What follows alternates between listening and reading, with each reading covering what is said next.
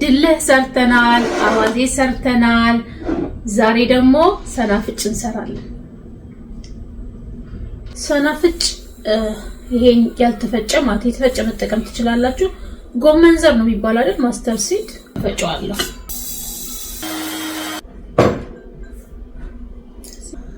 ዝንጅብል፣ ነጭ ሽንኩርት ሞቅ ባለ ውሃ በዛ አርጌ ፈጨዋለሁ።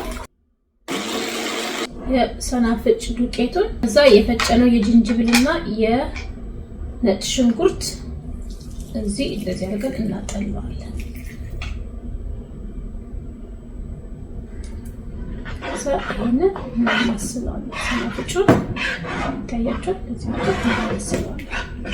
አሁን ቅመሞችን እጨምራለሁ። እርድ፣ ኮረሪማ፣ ጨው፣ ሎሚ፣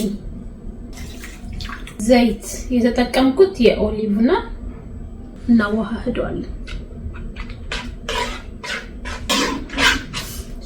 ሽታ አፍንጫ ስር ይገባል። እቃ ላይ እንገለብጠዋለን። በጣም ነው የምወዳችሁ፣ በጣም ነው የማከብራችሁ። የተባረከ ምሽት ይሁንላችሁ።